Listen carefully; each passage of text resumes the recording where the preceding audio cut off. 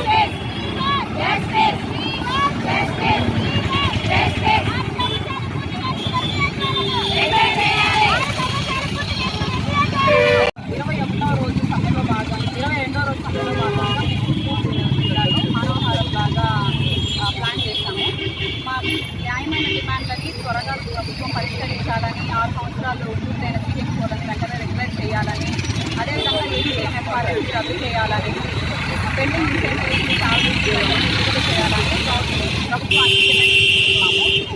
ఇదే విధంగా మేము స్టేట్ మొత్తంలో 26 జిల్లాల్లోనూ ప్రతి ఒక్క సిహెచ్ఓగానే గత 22 రోజులుగా సభలో పాల్గొంటూ ఉన్నాము.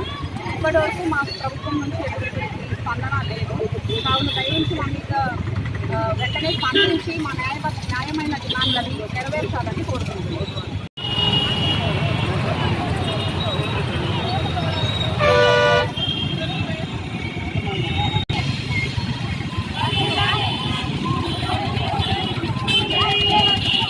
కూడా గవర్నమెంట్ వారు మాకు ఏమీ స్పందించలేదు. ఇక మీద కన్నా మా మీద కొంచెం చొరవతో మాకు జరిగిన అన్యాయాన్ని న్యాయంగా మార్చి మాకంటూ ఒక గుర్తింపు తీసుకురావాలని ప్రభుత్వం కానీ మేము కోరుతున్నాము. మమ్మల్ని చర్చలు ఏవైతే జరపాలనుకుంటున్నారో వాళ్ళని పిలిచి వాటిని మీరు క్లియర్ చేయాల్సిందిగా మేము కోరుతున్నాం.